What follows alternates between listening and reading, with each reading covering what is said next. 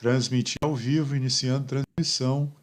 Mas você vai transmitir também? Já estamos ao vivo, começamos o primeiro episódio do Oração, Humor e Vocação. Hoje eu tenho a presença do meu ex-assistente, alguém que foi bem importante na minha caminhada em construção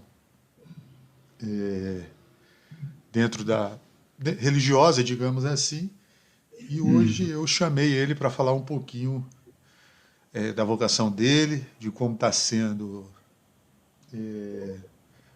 como tem sido a vida de oração dele e como ele tem encarado essa pandemia. Boa noite para você que está assistindo a gente, ou boa tarde, bom dia, mas agora boa noite, Paulo. Seja bem-vindo. Boa noite, Gabriel. Paulo. Obrigado. Obrigado, eu que agradeço. Conta para mim, como foi que você chegou até aqui? Como foi que o Paulo decidiu ser psicólogo? Ser psicólogo? Sim. Quando eu me apresento, eu costumo dizer o seguinte: meu nome é Paulo, eu sou gaúcho, sou colorado, sou psicólogo e tenho outros problemas, mas eu não vou contar todos, não. Tá certo.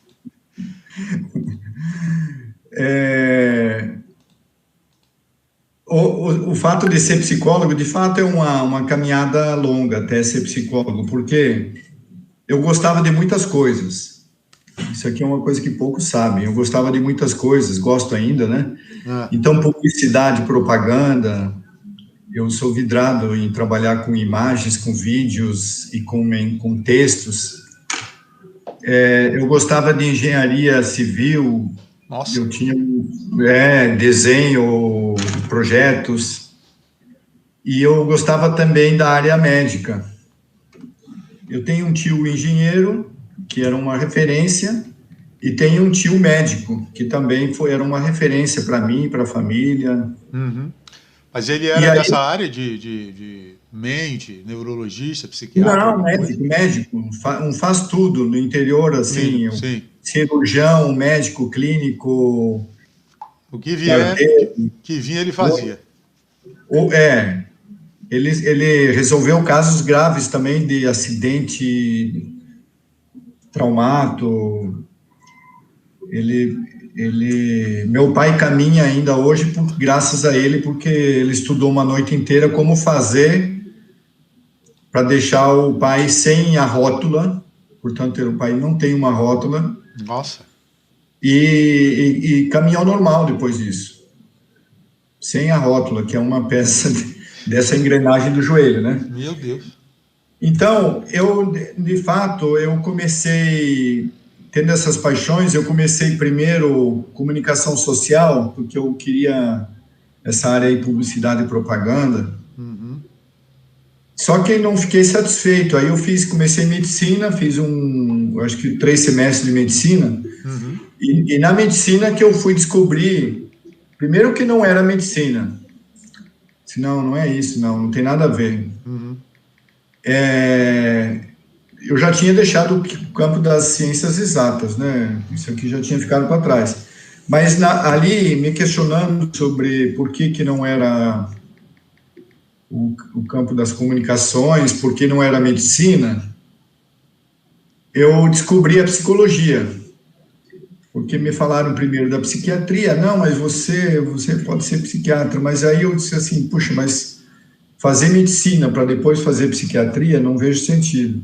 Uhum. Aí descobri a psicologia, que é a minha paixão, porque de fato eu percebi que essa questão assim de acolher o outro sempre foi importante. Sim. Mas não só acolher, como entender o outro e ajudar e estar junto com, né? Eu penso que é o grande papel do psicólogo. Sim. E depois disso, você seguiu. Como foi que o Focolare entrou na sua vida? O Focolare, antes da da medicina antes da universidade, inclusive. Porque você falou um pouco de acolher o outro, né? Então tem um pouco a ver, assim, os caminhos que se cruzam, né? Sim, sim, sim. Com certeza. Eu tinha 17 anos, mas eu já tinha uma preocupação, assim, a questão da religiosidade, essa busca de um algo que não passa, né? Porque eu lembro que com 12, 13, 14, 15 anos, eu tinha algumas perguntas, assim, porque, assim, mas a vida é isso mesmo?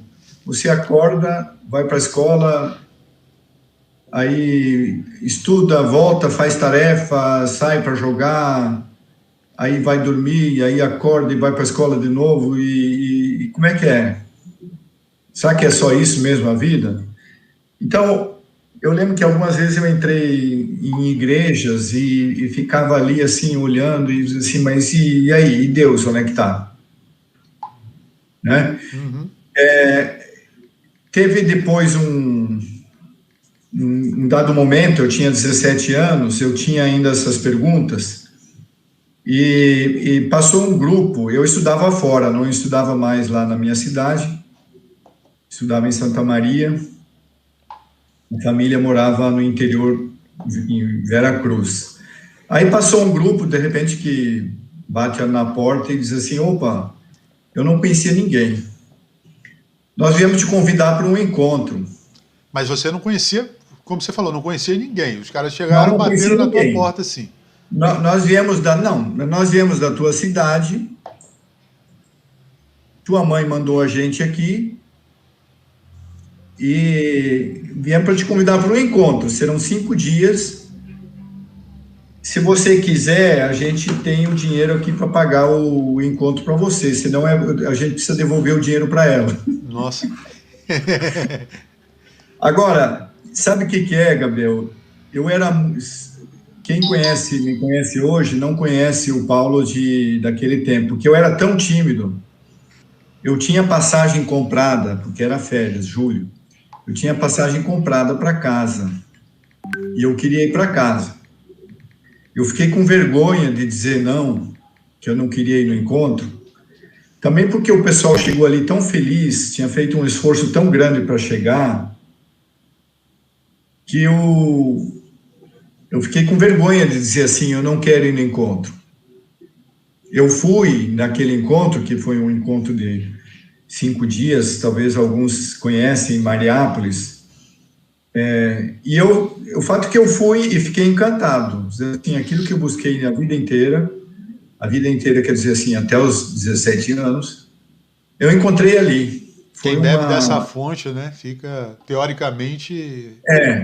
Eu fiquei encantado, dizer assim, esse aqui é meu lugar, eu preciso voltar aqui, porque não sei o que, esse aqui, essas pessoas, essas músicas, essa experiência, isso aqui me transformou. E tem a ver com esse acolher o outro, como eu dizia, né, que é a psicologia. Então, eu encontrei primeiro o Focolare, e aí depois, participando do Focolare, eu comecei um curso, comecei o outro, e depois que eu fui para a psicologia.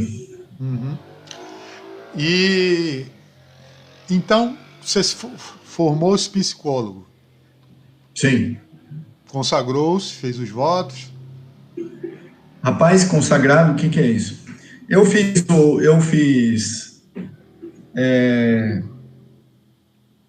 estudei psicologia.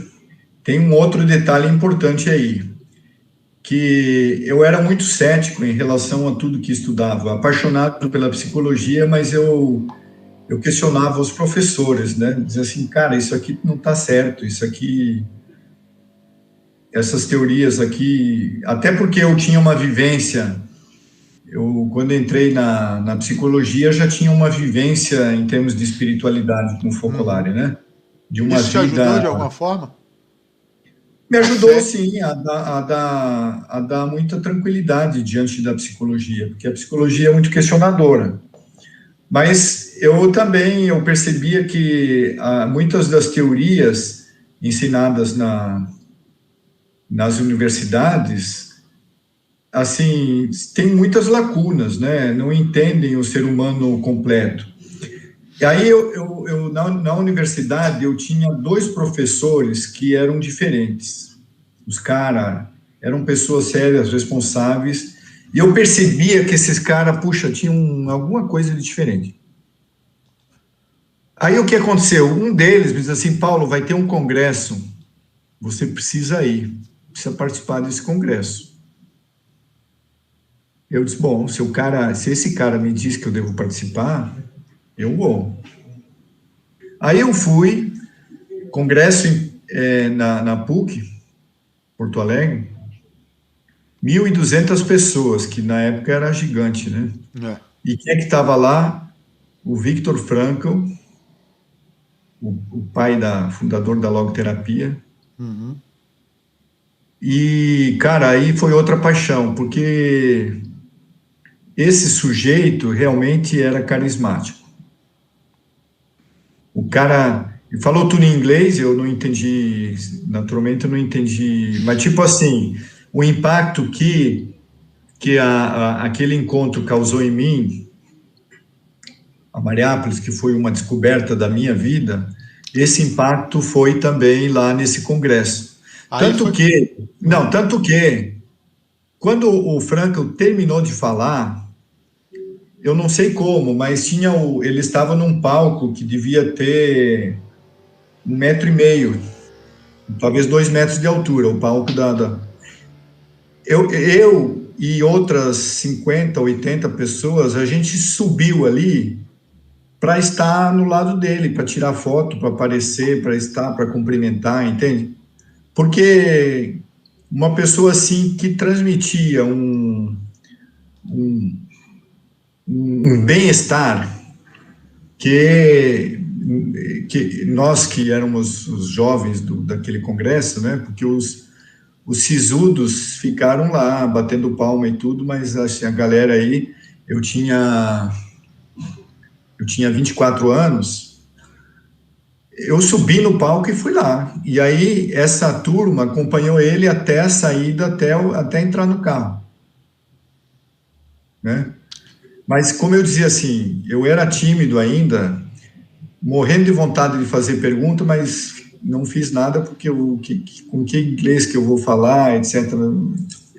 O fato é assim, a logoterapia foi outra mudança, foi uma descoberta, assim, não teve... depois disso... E aí, eu conheci o Focolare, eu fiz uma experiência com a turma lá, que foi também... Essa Mariápolis, esse encontro, essa situação foi o gatilho, então, para, digamos assim, falando uma linguagem sua, foi o gatilho para você descobrir a sua vocação. Não, veja o seguinte, foi o gatilho para participar do Focolare. E a vocação veio quando? Não, a vocação, porque em termos de vocação, eu acho que precisa ter um esclarecimento, assim, porque a primeira vocação nossa, enquanto ser humano, é uma vocação à humanidade. Sim. Nós somos chamados a questão a sermos humanos, a humanidade. Depois, a segunda vocação, indo aqui degrau por degrau, né? A segunda vocação que está ligada à primeira, mas é a questão da sociabilidade. Nós somos chamados a viver num grupo. Sim. Porque, embora na sociologia se percebe que a minha humanidade não se estrutura se eu não estou num grupo, a minha humanidade se estrutura somente estando relacionado com outras pessoas. Mas ainda assim, eu posso depois viver sozinho. Sim.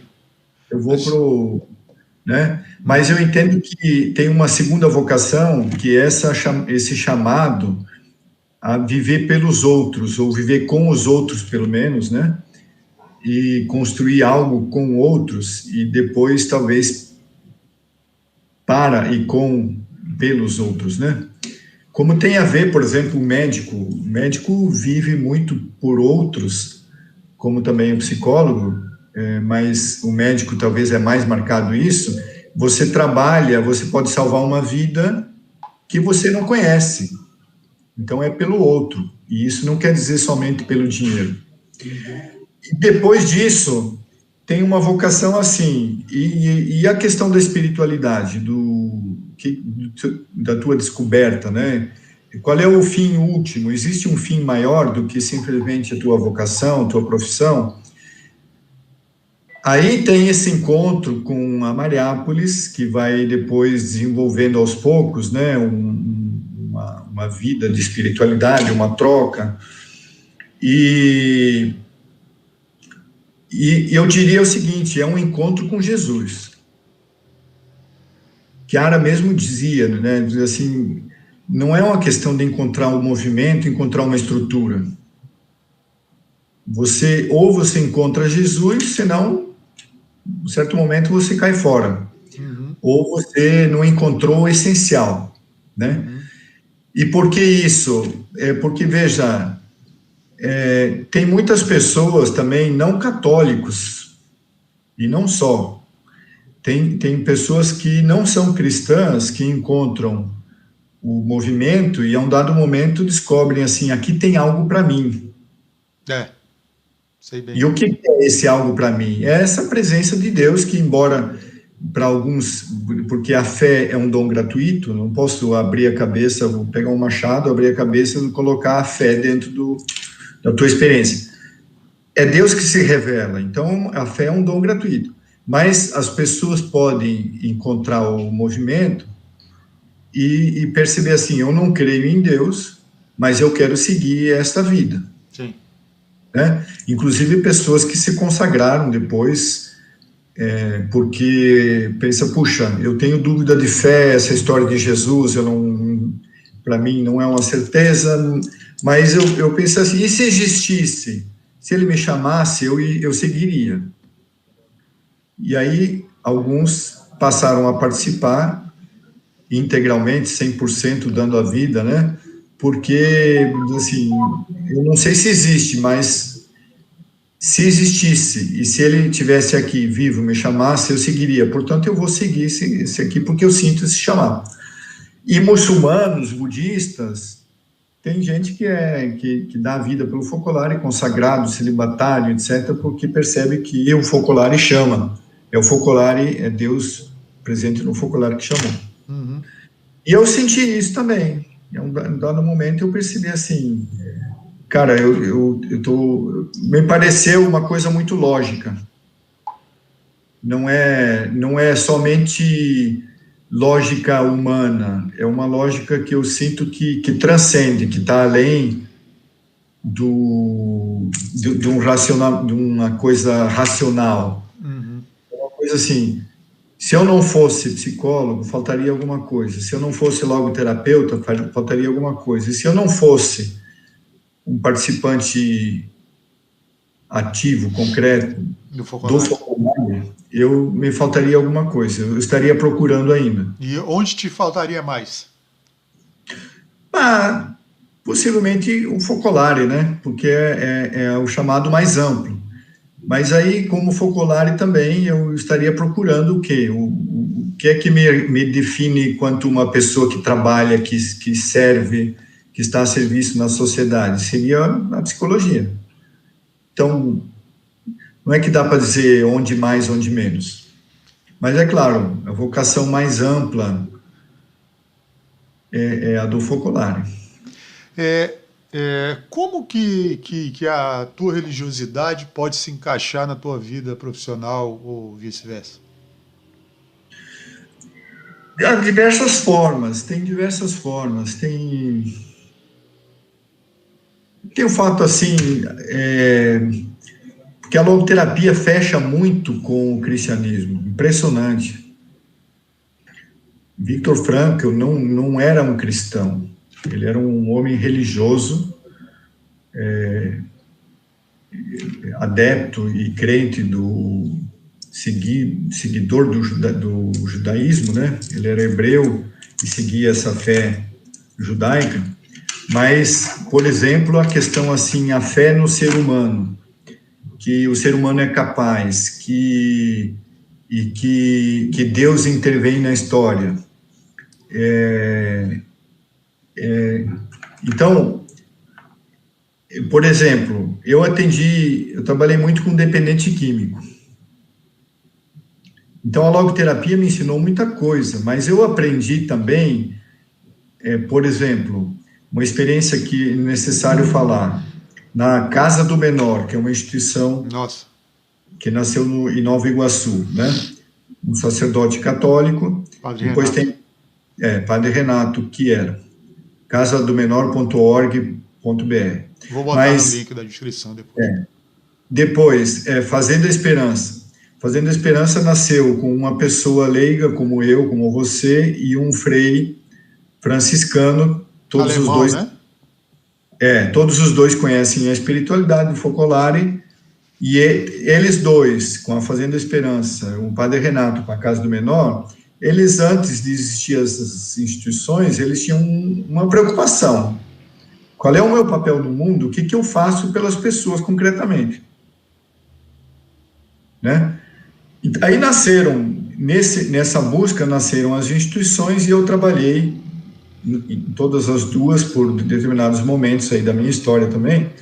Mas, por exemplo, na Casa do Menor, eu aprendi o seguinte: eu sempre acreditei que o ser humano tem capacidades de superar desafios, assim como mostra Viktor Frankl, que esteve preso nos campos de concentração e teve essas capacidades apesar da tortura, da fome, da morte e tudo, ele superou. Sem rancor, né? Sem querer destruir o mundo porque ele sofreu tanto. Bom, agora, o que eu aprendi na Casa do Menor? Que, por exemplo, crianças, jovens e adultos que tiveram uma experiência também terrível, usaram droga por 3, 4 anos, jovens e adolescentes de 15, 16, 18, 20, 22 anos de idade, 25, que talvez mataram 2, 3, 4, que usaram droga por muito tempo, que roubaram e mataram, fizeram mal muito grande.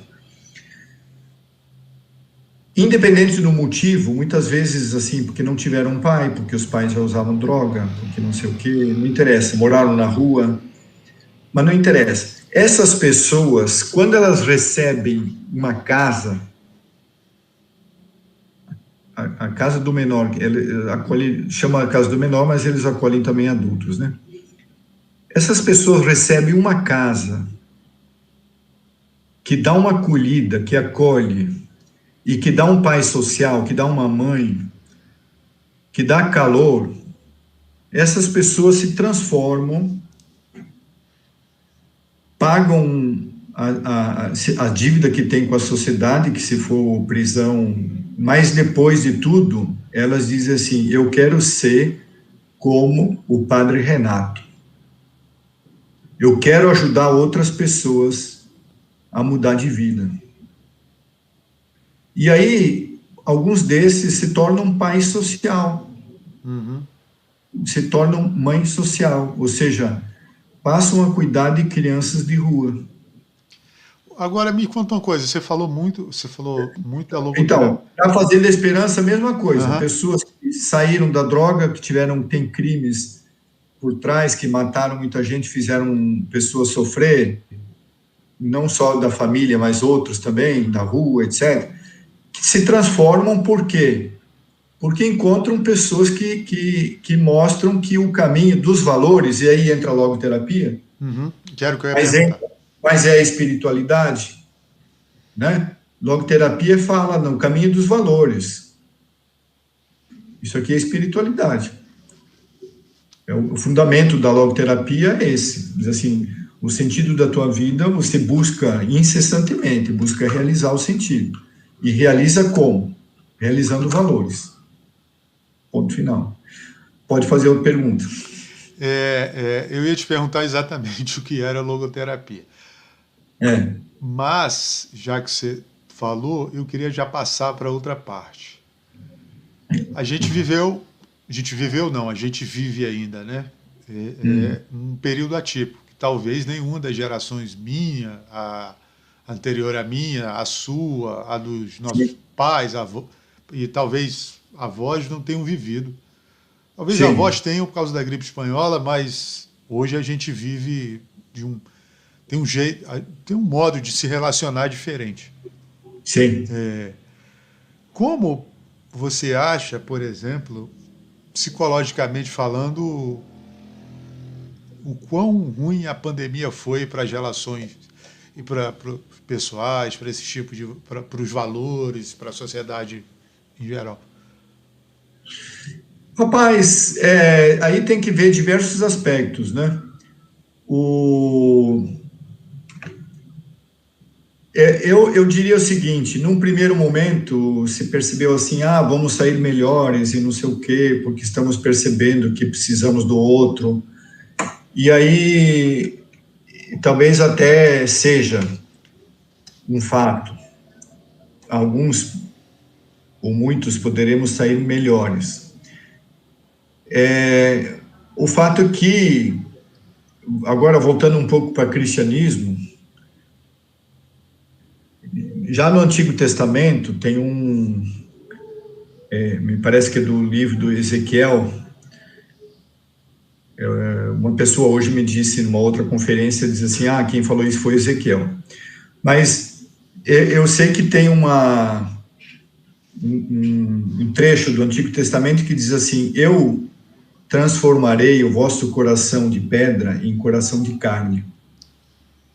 Eu vos darei um coração de carne. Esse coração de carne, é aí que está o X. Esse coração de carne, isso aqui, digamos assim, o ser humano é muito cabeça dura. Uhum.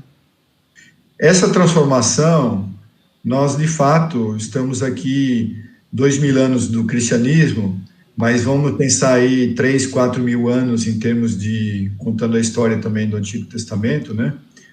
A história da salvação, Sim. se pensa que Deus que se revela, e onde é que está esse coração de carne?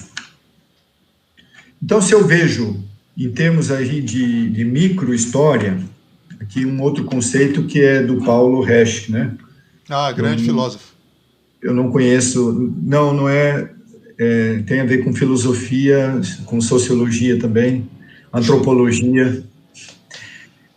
Grande filósofo. Um conceito assim, porque micro-história, aí a gente já está mexendo com história, né? Mas é um conceito talvez sociológico também, uma leitura também sociológica. Para diferenciar de quê? De macro-história. A micro-história, nós vemos aqui a nossa pequena história, a tua história dos últimos 10, 15, 20 anos. É a pessoa, como ela se vê na história. Se for menos tempo ainda, é claro que é mais micro ainda. Mas se eu vejo a micro-história, eu vejo assim, a igreja tem problemas? Tem. A igreja tem muitos problemas. E eu vejo só os problemas, então, poxa, então a igreja não... O papel da igreja no mundo é um fracasso.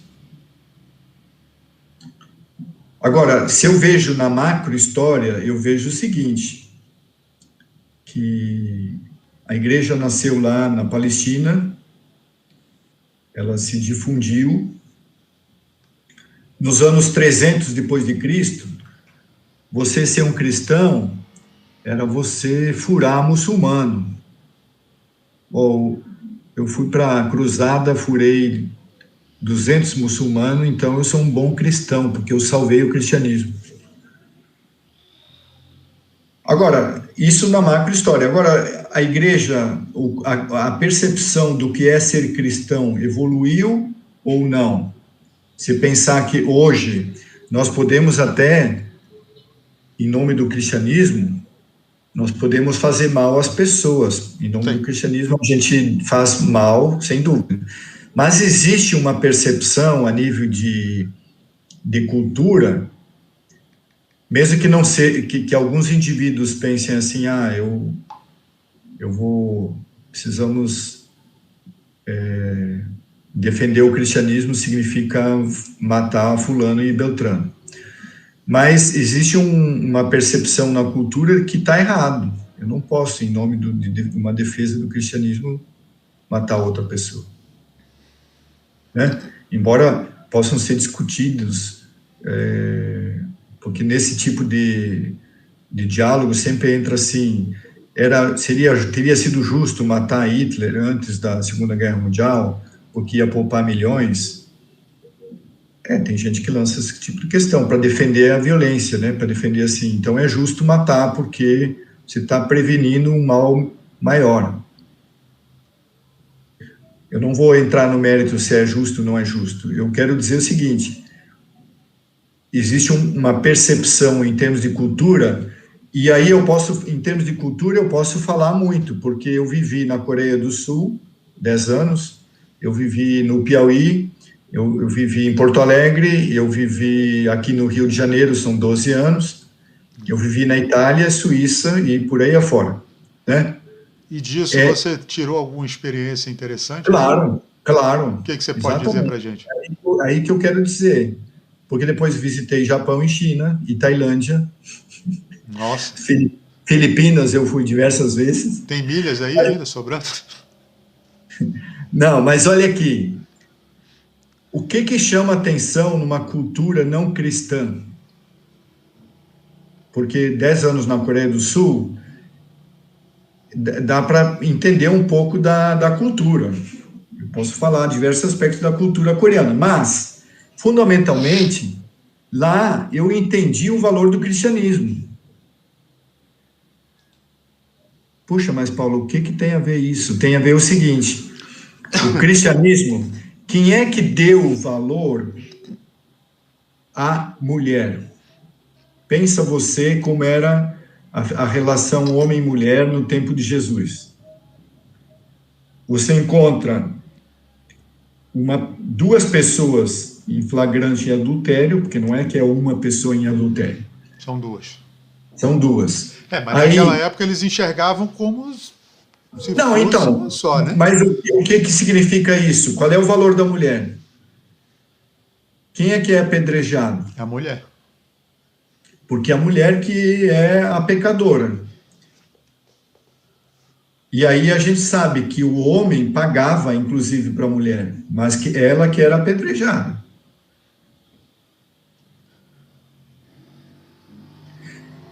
Então, eu fui...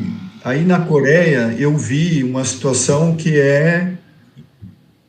desculpem os coreanos vendo aqui, mas eu tenho amigos coreanos que talvez um dia vão ver o vídeo, mas eu estava há uns 6 meses na Coreia, e um dia desses eu ouço gritos vindo da rua. Aí grito, aí um certo momento eu vou para a janela ver o que está acontecendo.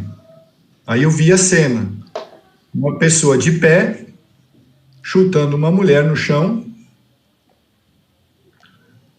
e de vez em quando puxava pelos cabelos. Nossa. E chutando. Aí, assim, quando eu fui um outro colega meu, nesse meio tempo, saiu para a rua e foi lá ver o que estava acontecendo. Eu fui pela janela e ele foi lá fora, que ele falava um pouco mais de coreano que eu, já estava mais tempo lá. E aí ele começou a conversar com o sujeito e disse assim, você não pode fazer isso?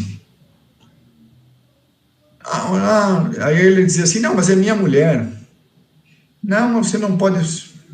Vou chamar a polícia. Não, mas é minha mulher. Sou eu que mando nela. Aí tanto falou, que um dado momento a mulher se levanta e diz assim, sim, é verdade, ele é meu marido. Então, agora, mas no Brasil também existe feminicídio, inclusive se matam as mulheres e tem violência familiar, etc. Sim, tem. Somente que tem a cultura nos diz assim, existe um consenso que pode existir gente que que está longe dessa leitura e dessa dimensão cultural e não vê a violência como um problema. Mas são pessoas que tenham algum distúrbio, tem alguma coisa grave. Porque nós sabemos, e a cultura, tanto que existem leis que protegem a mulher dessa violência. Uhum. Né? Agora, quem é que deu essa leitura para nós aqui no Ocidente? Porque no Ocidente, a gente sabe Inclusive, que a mulher tem um valor, que o valor da mulher é equivalente ao homem. Na pandemia aumentaram bastante, né, os casos de violência contra a mulher. Sim, isso aqui, temos diversos elementos aí, econômicos, sociológicos, culturais, e etc., de informação, de educação, para falar sobre isso. Mas veja, no Oriente como um todo, no Japão, por exemplo, a mulher, na cultura tradicional asiática, a mulher não se senta à mesa junto com os homens. Quando eu cheguei lá, porque foram 10 anos, as coisas também, 10 anos mudam um pouquinho, né? Não é muito que muda, mas assim... e depois outra, eu tive muito contato com pessoas do movimento. Então, no movimento, essa cultura do cristianismo, dessa igualdade, está muito assimilado entre os coreanos também, da fraternidade, etc., etc. Mas na cultura tradicional, na rua, a mulher, como cultura tradicional, a mulher não sai junto com o homem, ou na frente, ou ela caminha na frente ou atrás, né? E depois, os coreanos brincam, em casa é primeiro o homem, depois o cachorro, ou depois os filhos, né? Depois o cachorro e depois a mulher. Claro que isso aqui é uma brincadeira, mas assim, para dizer um pouco, também o humor cita um pouco esses fatos culturais. E esse fato do cara que batia, que chutava a mulher, ele dizia assim, não, mas é minha mulher, ou seja, eu posso fazer. Mas não só ele disse, como ela, em um dado momento, defendeu o marido. Levantou e disse assim, não, é verdade, ele é meu marido. Aí os dois foram embora, né? A partir desse momento. Eu já vi um caso parecido com alguém, já me contou, inclusive, um caso parecido com esse lá em Rio Branco. Essa pessoa era de uma força de segurança e estava passando, né, para ir para casa com a esposa e com a filha, quando viu algo parecido num ponto de ônibus. E ele, então, pelo dever de ofício e também como cidadão, parou lá e... Sim. E aí, separou. Enfim, o final da história é que a mulher meio que perdoou e os dois foram para casa juntos e ele foi para casa. Enfim. Sim. Aí tem diversos elementos aí. Entra a questão da dependência, que pode existir uma dependência, né? Eu acompanho situações de casais e estou acompanhando uma situação de uma mulher que não é casada, mas está há mais de 20 anos com um homem e diz assim, não sabe por que está com ele, porque ela não representa nada para ele, e então ela quer, já que não é casada, ela quer, vias de fato, quer separar, mas ela precisa de uma ajuda para isso. Não é casado, você fala no papel. Nem no papel, mas não é casado. Vive junto com ele. É porque ela tinha... Com 17 anos, ela dizia assim, a mãe tinha determinados problemas mentais sérios, né?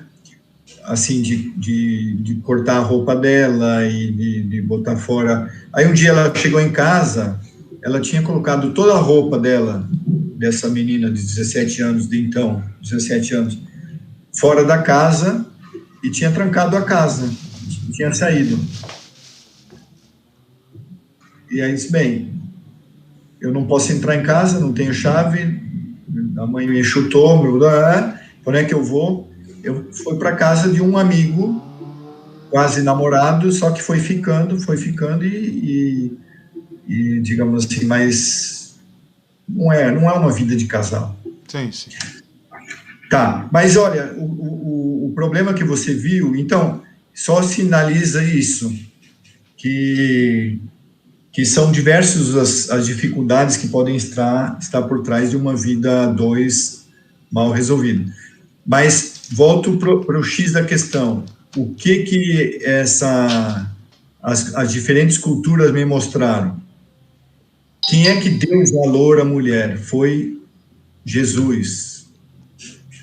E não por acaso são diversos episódios relatados nos evangelhos onde ele tem um relacionamento diferente com as mulheres, onde ele eleva a condição da mulher de igual para igual.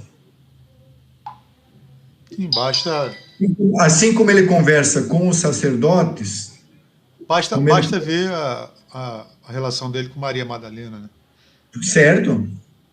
Mas ele não faz diferenciação nenhuma com os sacerdotes, com o cobrador de imposto, com a mulher, com a adúltera. Uhum. Como a gente falou mais cedo, né? Do centurião romano também. Exatamente, centurião romano. Existe algum exemplo dessas situações que você tem vivido na Coreia, na Itália, na Suíça, que tenha influenciado ou te ajudado a seguir o caminho, te dado certeza da vocação que você escolheu?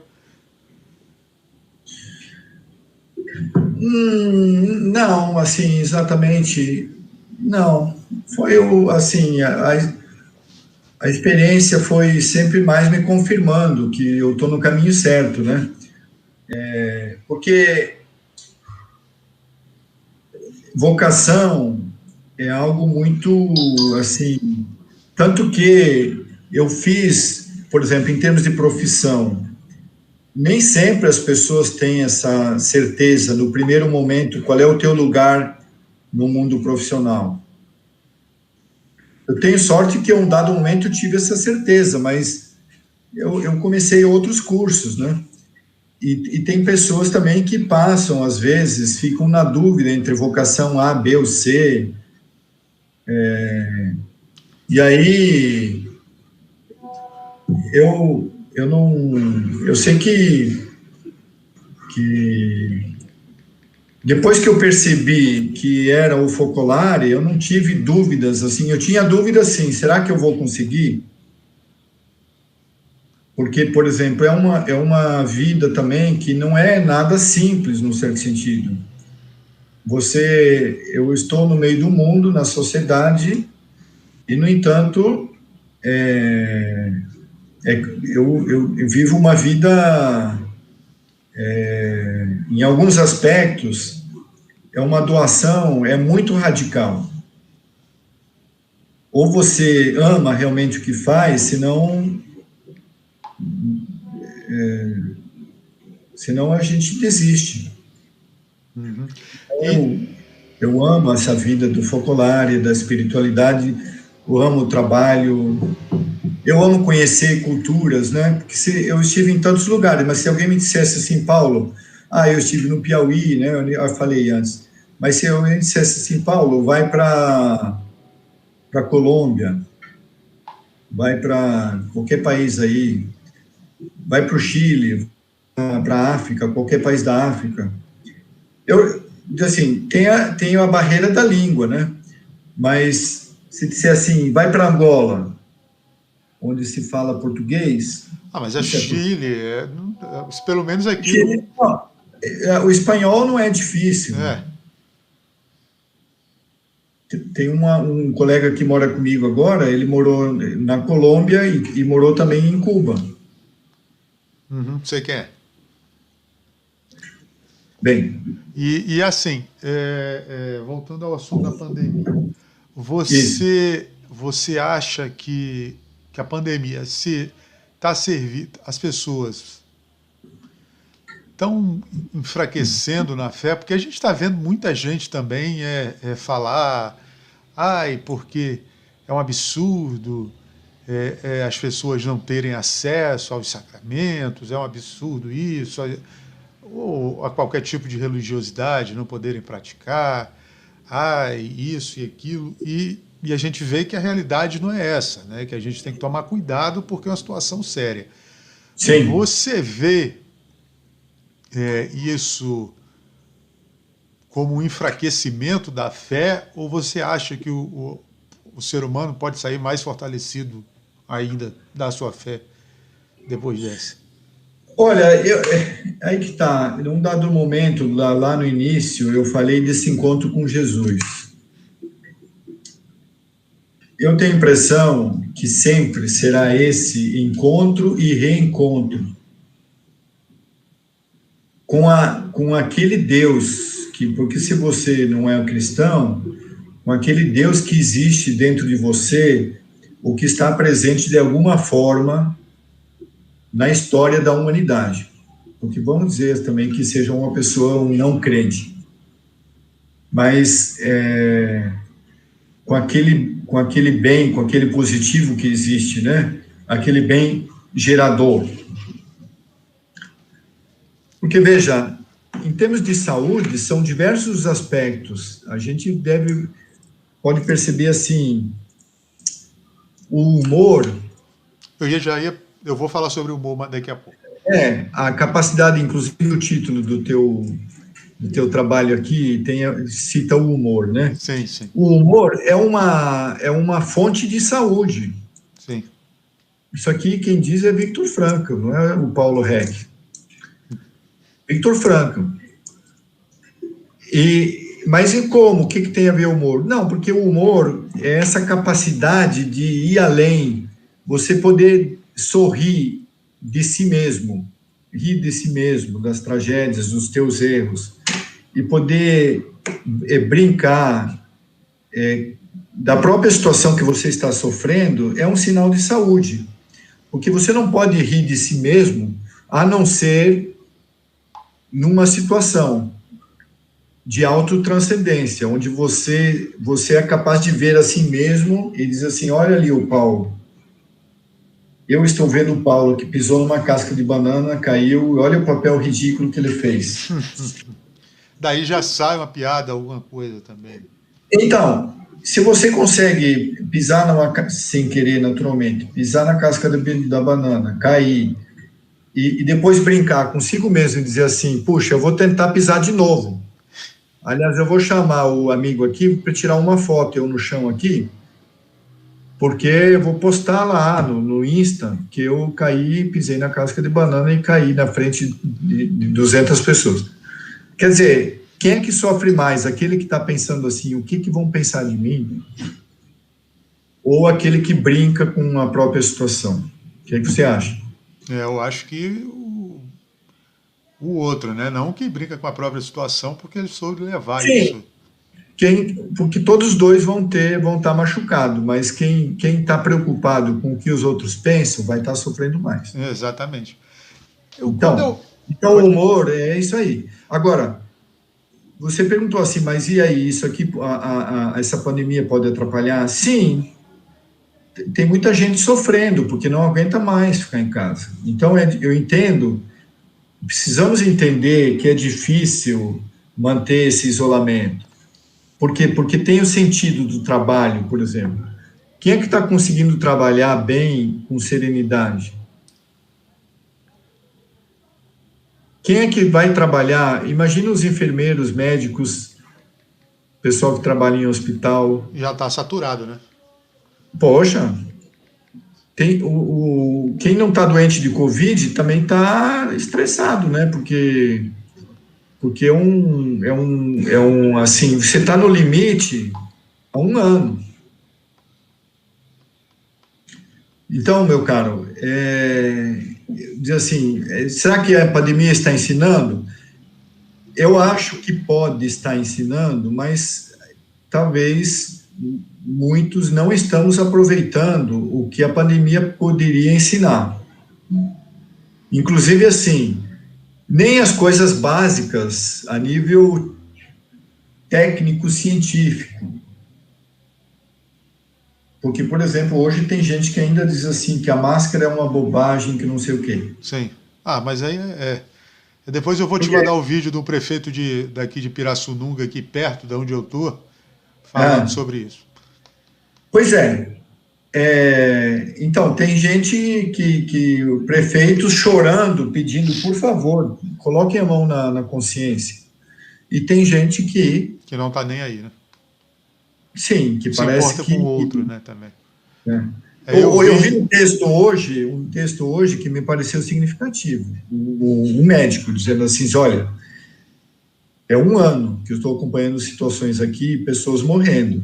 Eu digo uma coisa, não tem nenhum que na hora de entubar, que diga assim, eu estou sofrendo, mas pelo menos a minha loja está aberta, está funcionando. Eu estou sofrendo, mas eu não parei de trabalhar e minha loja está bem. Eu estou morrendo, mas a loja está bem. Então, é claro que a economia é importante, só que não podemos perder o bom senso, porque você perde a economia e perde a saúde. Assim, tanta gente morrendo, isso aqui não causa impacto negativo na economia? É gente que deixa de trabalhar, de produzir. Os jovens, né, que estão... Agora... Eu vi um texto, Paulo, a gente falava, né, quando a gente estava fazendo o briefing, vamos dizer Sim. assim, a preparatório para agora,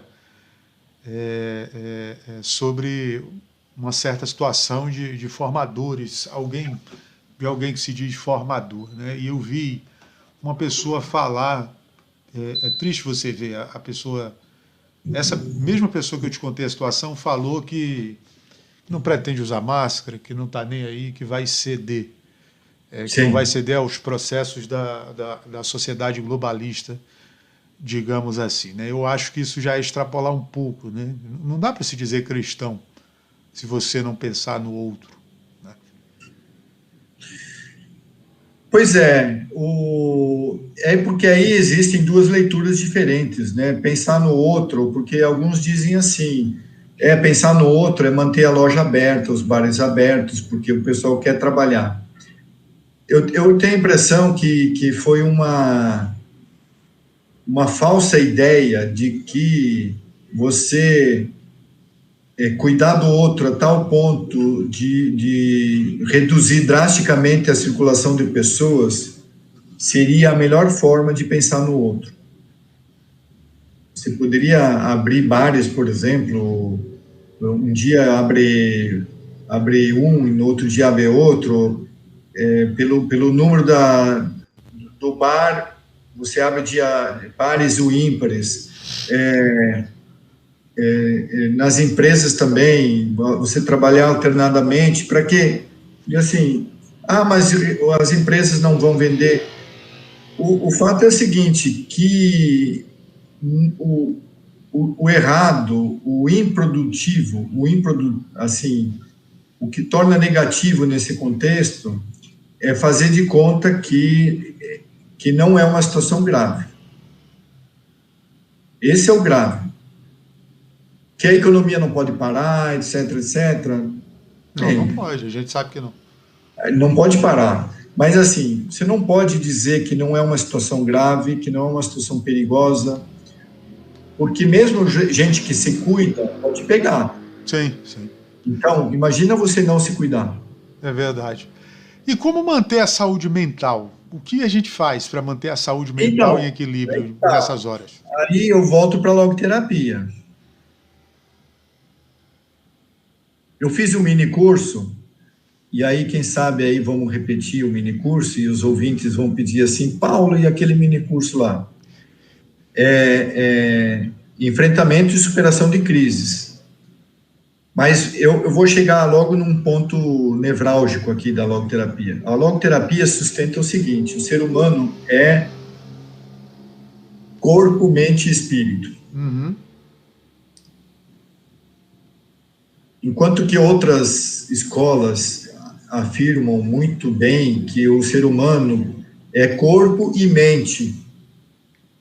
Tem a psique, né, que você precisa cuidar, e tem o inconsciente, que tem não sei o quê, tem condicionamentos, e tem o corpo, que também e que esses dois estão ligados, etc, etc.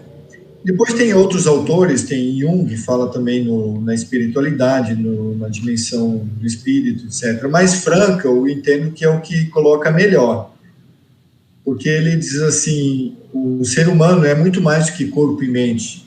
Aí ele explica por A mais B como justificar que o ser humano não é só corpo e mente, e esclarecendo assim, ele, Viktor Frankl, dizia, eu não estou falando de religião, estou falando que o ser humano, ele é também espírito, ele tem uma exigência. Agora, o que eu digo no curso? Mini curso, vamos dizer, né? Que o corpo, ele tem um alimento, ele precisa de um alimento. A dimensão da psique tem outro alimento e precisa desse alimento. E a dimensão do espírito tem outro alimento. E aí, você quer estar bem na pandemia? Você precisa alimentar essas 3 dimensões. Pronto. E me fala, assim, eu tinha combinado com você meia hora, a gente já está com quase 1 hora aqui já, rendeu bastante. Eu queria te perguntar, a gente falou, você viu que tem humor no título, né, Sim. do coisa. Por que eu coloquei humor?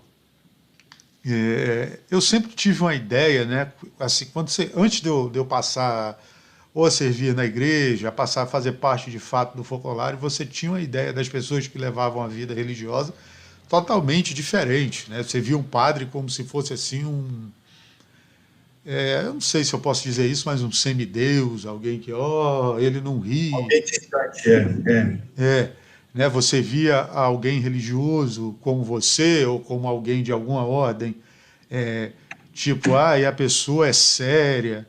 Né? Hoje em dia, muita gente prega essas pessoas desse neoconservadorismo aí que se dizem, não, você não pode rir, você não pode fazer piada, você não pode fazer nada. É possível que um bom cristão, um bom religioso, seja bem-humorado, como, por exemplo, foi um grande exemplo que eu tenho foi São João 23, né? Como tem São Felipe Neri, que é o padroeiro, inclusive, dos humoristas, né? Que eu descobri isso há um tempo atrás. É possível você levar uma vida religiosa, mas com bom humor? Pois é, você já deu a resposta, né? Já?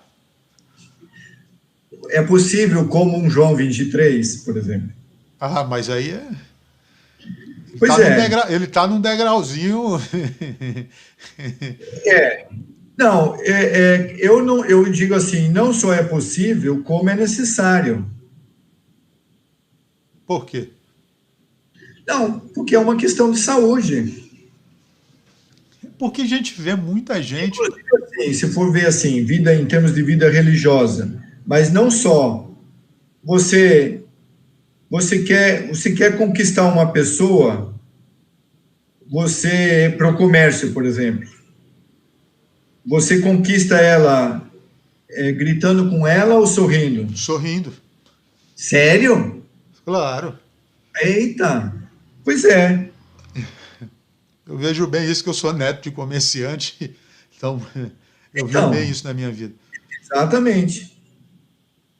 Exatamente. É como eu falo, por exemplo, mais uma vez, eu não gostaria nem de tocar nisso, mas enfim, dando exemplos, você não converte a pessoa apontando o dedo, né?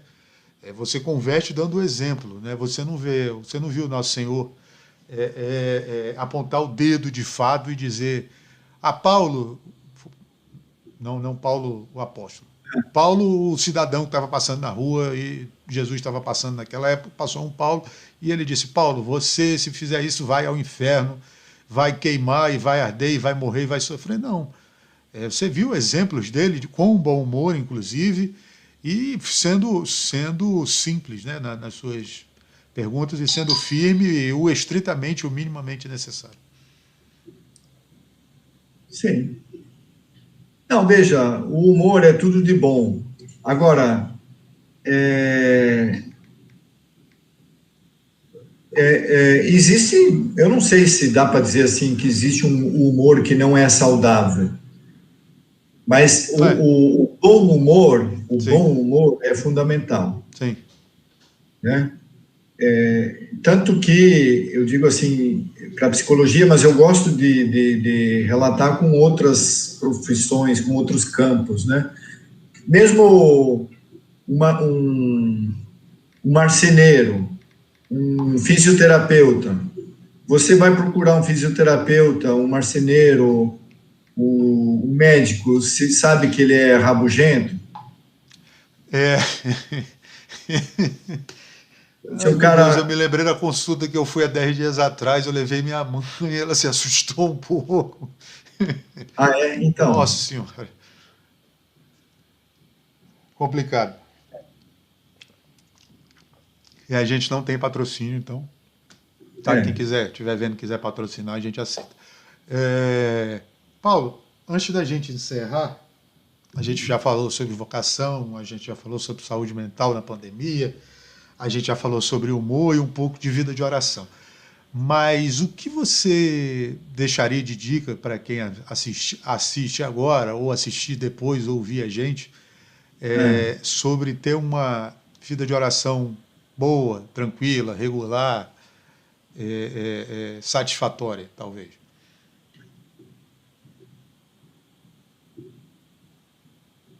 Então, volto para aquela frase lá. Eu vejo tudo como uma questão de relacionamento. Oração, ou é um relacionamento, ou não. Então, porque quando a gente pensa em oração, pensa assim, é cansativo, obrigação. Inclusive, é uma das grandes crises da igreja, das igrejas cristãs, e, e não só, dentro do judaísmo também. Eu atendo uma pessoa que já é meu amigo, né? Meu problema é que as pessoas se tornam amigas. Mas O psicólogo é complicado. eu atendo uma pessoa, um judeu, ortodoxo, ele quer seguir fielmente, né? Mas o que eu percebi, e com algumas sessões, ele já começou a mudar.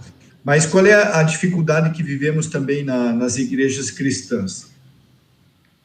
O que é mais fácil transmitir? A regra, as leis ou os valores? É os valores, né? O que é mais difícil transmitir? O que é mais Os valores? difícil? A regra? Não, É, a regra, a regra. Eu entendi o que é mais fácil. A regra. Com certeza a regra. é mais difícil Sim, transmitir? sim. Mentira. Eu acho que sim. É errado. Chama os universitários aí. Vamos Eu ver. vou te dar um exemplo. Você, como católico, o que é mais fácil dizer para um filho, para o teu sobrinho? O que foi mais fácil dizer para você? Meu filho, você precisa ir na missa uma vez na semana. Pelo menos. Pelo menos, é uma regra. O que é mais difícil, o que é mais fácil? Transmitir o valor da igreja, da celebração, da Eucaristia, da missa? Ah, não. Com certeza é mais fácil transmitir você chegar para a pessoa e dizer, não, você tem que ir à missa, né? Transmitir o valor Então, da. Ah, não, entendi o que você quis dizer. é muito fácil dizer. A regra é essa, você tem que ir. Acabou. Transmitir os valores é bem mais difícil. É tipo você pode tudo, como São Paulo falava isso, mas nem tudo te convém, né? Sim, ou então você pode tudo, como Santo Agostinho, ama e faz o que quer. Mas o amor, você está amando? Então, o X da questão é assim, transmitir valores. Não basta dizer assim, olha, o católico é obrigado a ir na missa. Assim? Por quê? Por que eu devo ir na missa? O que tem? Que sentido tem essa missa? Qual é o valor? Hoje até eu vejo menos, né? Mas assim, 4, 5, 10 anos atrás, por muito tempo, eu entrava numa igreja, eu via as pessoas dentro da igreja, uma nítida impressão que não sabem o que estão fazendo. Uhum. E, assim, Literalmente, eu que fui catequista vi muito isso. Muito, muito, muito é, mesmo. Então, diz assim, mas qual é o sentido desse momento? Nós estamos fazendo essa oração, o que significa isso? E aí volto, é a questão do relacionamento. Se você tem um relacionamento com Deus, se é um relacionamento com Jesus, então a oração, ela não é pesada. Porque você está... E mesmo uma oração repetitiva, ela é repetitiva se você vê como, assim, mas se você percebe o sentido, né? Então, inclusive, assim, psicologicamente, por exemplo, por que os cristãos deixam o cristianismo e vão para o Oriente, Índia e outros lugares, aprender mantras, né? E ficar repetindo. E por que é difícil repetir uma oração como o Pai Nosso, por exemplo, dizer assim, Pai Nosso. Ah, mas é repetitivo. Aí o povo perde o cristianismo e vai e descobre nas religiões orientais que ficar repetindo mantras tem um valor, que nos ajuda, que nos dá uma paz. Vê como tem uma contradição. Mas culpa de quem? Culpa nossa, dos cristãos. Que não passamos Que não corretamente transmitimos os valores. os valores, sim. E aí também, com esse colega judeu, ele estava com uma situação difícil com a educação dos filhos. E aí eu digo assim, mas você percebe que você está exigindo uma coisa que talvez você não tenha conseguido transmitir o valor? Que valor tem isso para essa pessoa, para esse filho? Aí, como eu não posso dizer assim, não faça, porque eu não tenho autoridade, eu sugeri o seguinte. Aí, olha a sacada do psicólogo. Sugeri ele, vá conversar com o rabino. E depois você me conta o que o rabino te disse. Aí o rabino confirmou a minha proposta. E ele está melhorando no relacionamento com esse processo educativo. Ok? Ok. Então, chegamos... Olha, pode falar. Muito feliz. Feliz com esse encontro aí. Eu fico honrado que você tenha sido o primeiro. Você sabe da importância que você teve. Se não sabe, está sabendo agora. Então, enfim, já salientei pessoalmente para mim. Agradeço a disposição do...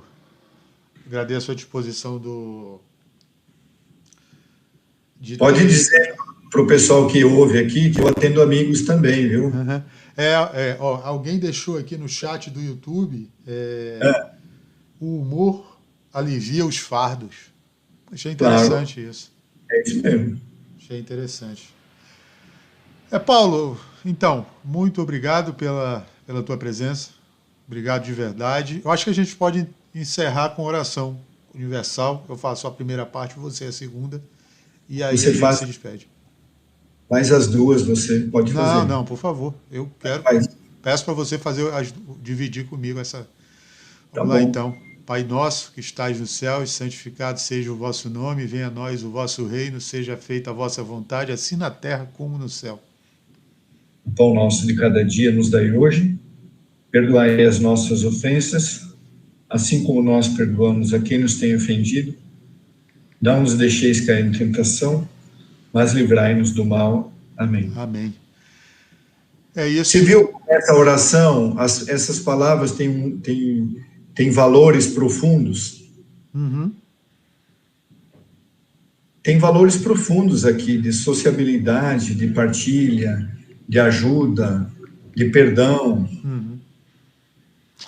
Bom, eu vou encerrando a transmissão aqui. Obrigado a quem nos viu. Demos mais audiência que a Rede TV, então acho que a gente está crescendo aí, rumo à audiência. Obrigado, Paulo, por participar desse primeiro dia do projeto. E deixa eu encerrar a transmissão. Obrigado a vocês que ouviram a gente. Deixa eu só encerrar. Não sai agora, não.